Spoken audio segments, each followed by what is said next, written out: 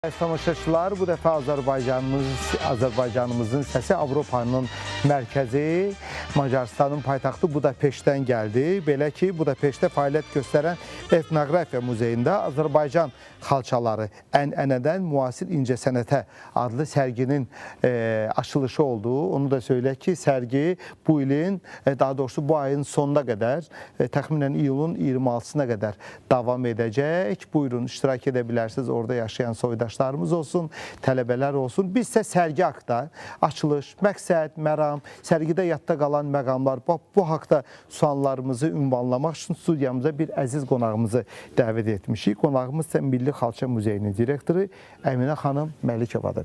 Əminə xanım, xoş gördük sizi. Əvvəla təbrik edirik. Bax, belə bir gözəl uğur münasibəti ilə bilirik ki, bu çox böyük zəhmət hesabına başa gəldi və buyurun, mənə gəlir ki, sizin söyləyəcəkləriniz çoxdur bizə.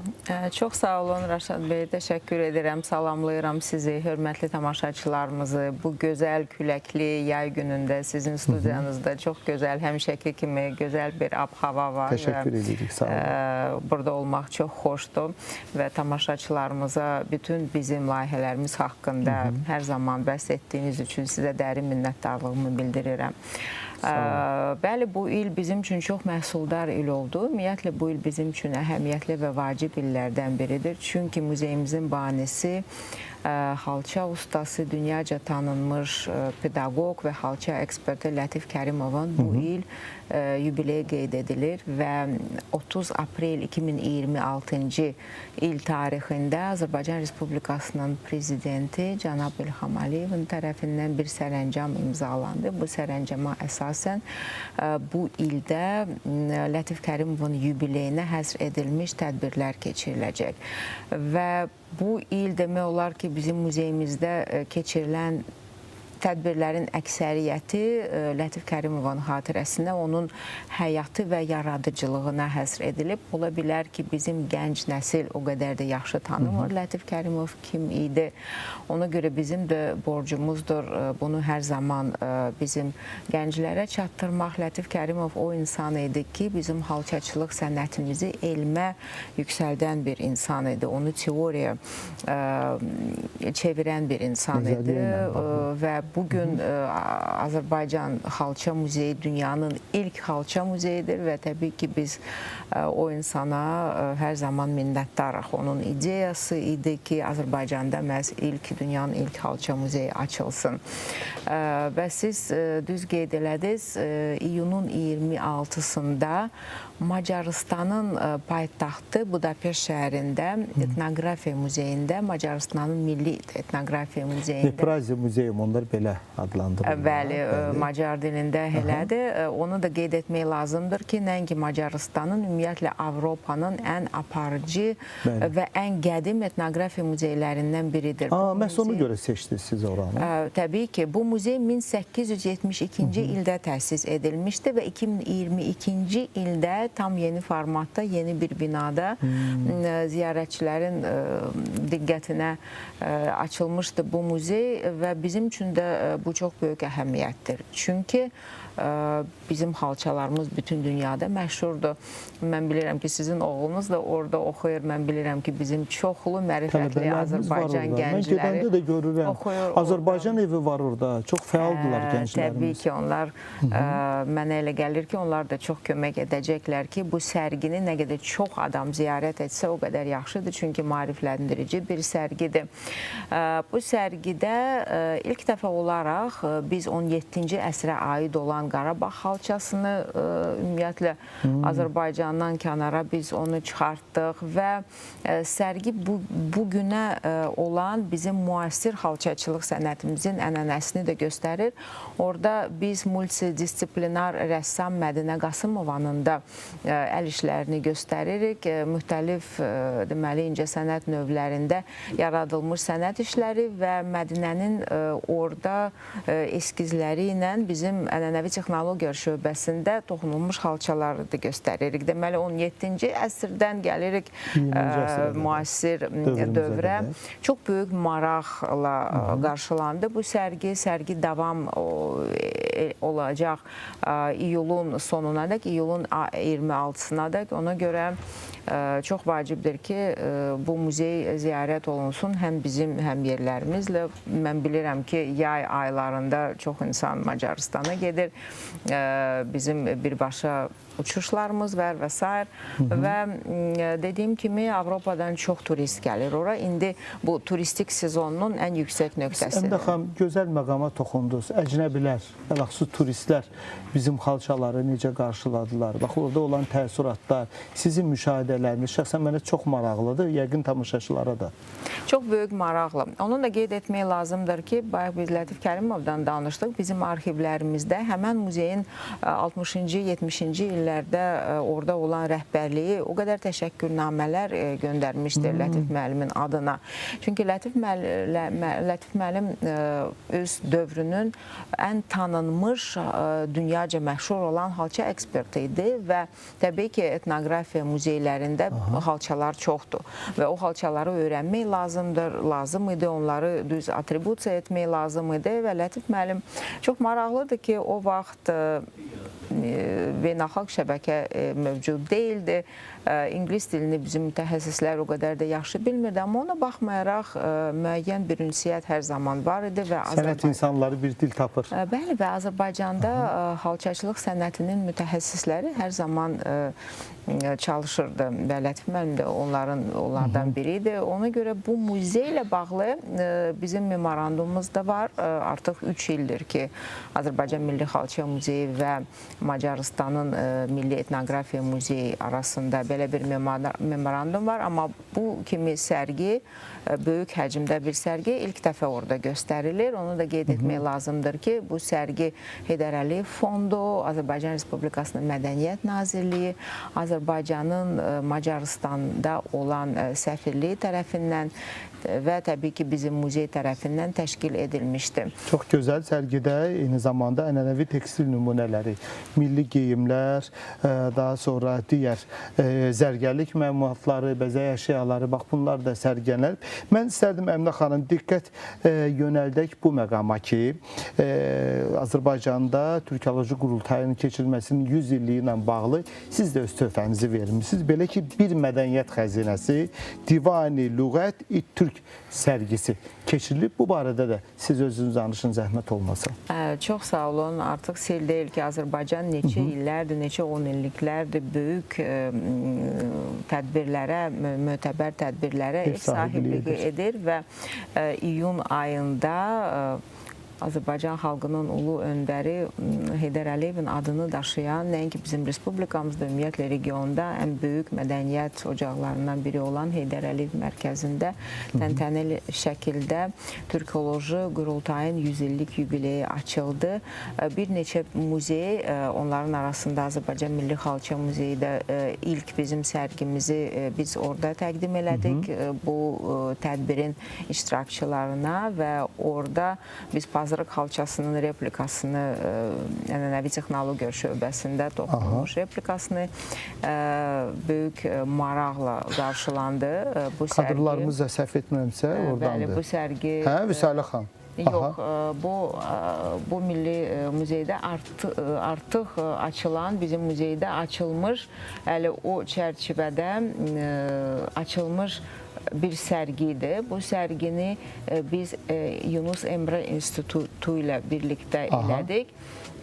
Divani Lüğət Türk adlanır bu sərgi. 11-ci əsrdə yaşayıb yaradan bütün Türk dünyasının böyük alimi, etnoqrafı Qaşqari o vaxtı Türk elini pillə-pillə gəzərək Türk lüğətini yaratmışdı və bu gün də Türk dünyasının bunu filoloqlar təbii ki çox yaxşı bilir.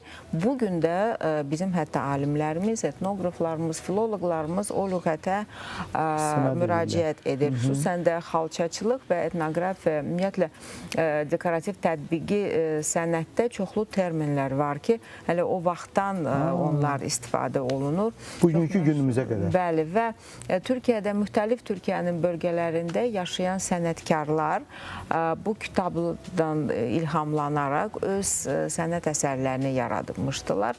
Müxtəlif burada sənət növləri var, el sənət növləri, onların arasında xalçaçılıq, keçə sənəti, tikmə, oyma və s. kimi, toxuma, bəli, və çox maraqlı sərgi qarşılandı. Bizim ziyarətçilər, qonaqlarımız tərəfindən bu sərgi hələ də bir həftə davam edəcək və fürsətdən istifadə edərək. Ayın 13-ünə qədər dəqiq Bəli, bu ayın 13-ünə dək davam edəcək. Harada keçirilir? Bir daha dəqiq söyləyək. Bizim muzeyimizin 3-cü mərtəbəsində. Bəli, ümumiyyətlə mən tamaşaçılarımıza söyləmək istəyirəm. Bilirəm, çox insan bu yay mövsümündə artıq tətilə çıxıb. Bu da çox gözəl bir fürsətdir. Öz ailə üzvlərinizi, dostlarınızı, tanışlarınızı götürəsiz və muzeyə gələsiz. Çünki adətən digər mövsümlərdə iş daha gərgin olur. Çox müəssisələrdə ola bilər ki, vaxt olmur. Amma bu yay, gözəl yay günlərindən istifadə etmək lazımdır və bizim muzeylərimizə mütləq baş çəkmək lazımdır. Bilirsiniz, sözünüzə qüvvətli insan fiziki dincəlmək istəyir, bunlar öz yerində. Amma zehni olaraq o mənən dincəlmək, mənən bir balaca format olmaq, belə deyək də. Bu da bax, sizin kimi, sizin muzeyiniz kimi gözəl məkanlarda mənə gəlir ki, özün əksini tapır. Əminə xanım, bir məqama da istərdim ki, diqqət yönəldək. Xalça muzeyində fashion show, zamanın naxışları adlı bir moda nümayişi keçirilirdi. Bu da işte təsadüfi deyil. Çünki bax, elə 100 illik ilə bağlı dediyiniz bir sıra məqamlarla bağlı, elə rəhmətli Lətif Kərimovun da bu yubileyi ilə bağlı düşünürəm ki, bu işlər hələ də azdır. Siz də bu işləri görürsünüz. Bəs bu fashion showda yadda qalan məqamlar, ümumiyyətlə siz özünüz razı qaldınızmı? Gənc modelyerlərin bax, bu işləri nümayiş olundu. Gələn qonaqlar nə dərəcədə razı getdilər oradan? Buyurun. Çox sağ olun Rəşad bəy bu suala görə. Əslində, təbii ki, ola bilər ki, o qədər də yeni bir ideya kimi yeni bir ideya deyil. Çünki etiraf edək ki, Azərbaycanda yaşayıb yaradan hər bir yaradıcı insanın onun fəaliyyətində xalça mövzusuna müraciət nə vaxtsa hansısa bir dövrdə qırmızı xətlə keçir. Keçib həyatımızdan. Bəli, mən indi baxırım, elə sizin qalstukunuzda müəyyən xalça motivləri var. Bu da çox təbiidir ki, Azərbaycanda xalçaçılıq sənəti o təkcə bir dekorativ tətbiqi sənətin bir növü deyil. O bizim xalqımızın fəlsəfəsidir. Həyat tərzidir. Bizim tariximizdir, bizim gözəlliyimizdir. Azərbaycan xalqı o qədər gözəlliyi sevən bir xalqdır. O da yəqin ki, bizim adət-ənənələrimizdən irəli gəlir, bizim iqlimimizdən irəli gəlir. Çünki coğrafi olaraq 11 mövcud olan iqlim zolaqlarından 9-unda bizim ərazimiz var. Ona görə də bizim xalçalarımız adətən coğrafi olaraq bölünür. Və hər bir xalça hətta kəndin adını hərdən daşır. Və siz təsəvvür edin ki, bir 200 il bundan əvvəl hansısa bir toxucu bir dəzgah qarşısına oturaraq o xalçanı toxumağa başlayaraq adətən xanımlar toxur bizim xalçalarımızı. Ola bilər ki, o xanım heç ömründə bir kitab da oxumayıb, amma o təbiətdən o qədər gözəllikdən ilhamlanaraq o gözəlliyi yaradır. Ona görə bizim yaradıcı insanlar, xüsusən də dizaynerlər və kreativ sənayedə çalışan insanlar təbii ki, heç olmasa nə vaxtsa mən əminəm ki, xalça mövzusuna, xalça ornamentlərinə müraciət etmişdi. Amma bu dəfə biz onlara bir çağırış elədik. Burada söhbət Azərbaycanın 15 aparıcı dizaynerlərindən söhbət gedir. Biz onlara dəvət elədik ki, məhz bizim fondlarımızda, bizim ekspozisiyalarımızda işləsinlər və xüsusən bu yenə də Lətif Kərimovun yubileyi çərçivəsində təşkil edildi. Müəyyən bir konsept var idi. Tutaq ki, geyimlərdə xalça elementləri mütləq şəkildə olmalıdır. Yoxsa onları özlərinə buraxdınız bu fikirləri? 6 ay ərzində bu 15 dizayner, ona baxmayaraq ki, onların arasında yetərincəsinə artıq dünya səviyyəsində öz sözünü demiş dizaynerlər də var idi. Artıq 10 illiklərlə işləyən və Azərbaycanı çox yüksək səviyyədə təmsil edən, müxtəlif ölkələrdə, cəflələrdə təmsil edən dizaynerlər də var idi və gənc dizaynerlər də var idi. Onlar bir araya gələrək çiyin-çiyinə bizim əməkdaşlarla bizim fondlarımızda işləyiblər və bizim bir konsept, ümumiyyətlə xahiş var idi ki, məhz bizdə qorunub saxlanılan xalçalardan, ornamentlərdən istifadə etsinlər. Bu bizim üçün çox vacib idi. Nə gözəl. Bax, kadrlara, üzr istəyirəm, müdaxilə etdim. Kadrlara baxırıq, rejissorlarımız gətirib ekrana. Baxın, əziz tamaşaçılar, nə gözəldir bunlar. Mənə elə gəlir ki, çox zövq verdi bu layihə həm dizaynerlərin özlərinə, təbii ki, bizə gələn ziyarətçilərə. Çünki biz sonra bir neçə gün o libasları, o geyimləri biz ekspozisiyamızda göstərdik və bizim bütün sosial şəbəkələrdə olan səhifələrdə də biz hər bir dizaynerin səhifəsini də orada qeyd elədik ki, bizim insanlar bilsin, deməli, hər zövqə, mənə elə gəlir ki, hər zövqə olan geyimlər var idi orada və təkcə xanımlar üçün yox. Orada bizim bir bəy dizaynerimiz də var, Əcəmi, Azər adında, Əcəmi Style brendi. Onun orada bir neçə çox maraqlı xalçadan düzəldilmiş, deməli, üst geyimləri də var idi. Bəli, bəylər üçün və sonra o hətta bizim fondlarımızda nümayiş edildi. Ona görə mənə elə gəlir ki, bugün xalça motivlərindən, xalçalarımızın ornamentlərindən biz üst və ümumiyyətlə geyimlərimizdə onlara müraciət etsək, o hansısa bir ola bilər ki, milli mənsubiyyətimizi göstərir və bu çox gözəldir. Çünki biz adətən deyirik ki, müəyyən bir kod var orada bizim əcdadlarımızın bugünə və mən hər zaman bizə gələn ziyarətçilərimizə, xüsusən də gənclərə deyirəm ki, hərdən çox bizi narahat edən suallara cavablar, məsələn, bizim zəngin milli mədəni irsimizdədir. Sadəcə onu biraz daha ətraflı öyrənmək lazımdır. Ona görə bizim gənclərimizi də, xüsusi olaraq gənclərimizi də hər zaman çağırıram bizim muzeylərimizə ziyarət etsinlər. Çox doğru söylədiniz. Məsələ gəncləri qeyd elədiniz. Rəhmətli ulu öndərimiz də söyləyirdi ki, gələcək gəncliyindir. Bax, bu mövzuda gənclərə bir istiqamət vermək, gənclərə bir yol göstərmək, bu duyğuları, bu gözəllikləri gənclərə aşılamaq həqiqətən də çox gözəl bir işdir və biz bu işdə Əminə xanım sizə uğurlar arzulayırıq. Söylədiyimiz kimi söhbətimizin əvvəlində və hər zamanda Səhər Çağı kollektivi olaraq yanınızdayıq. Xatırladaq ki, Milli Xalça Muzeyinin direktoru Əminə xanım Məlikovanın söylədikləridir. Bax, bunlar bir sıra tədbirlər keçiriblər. Həm Budapeştdə, həm də paytaxt Bakıda və bu tədbirlər haqqında Əminə xanım bizə ətraflı məlumat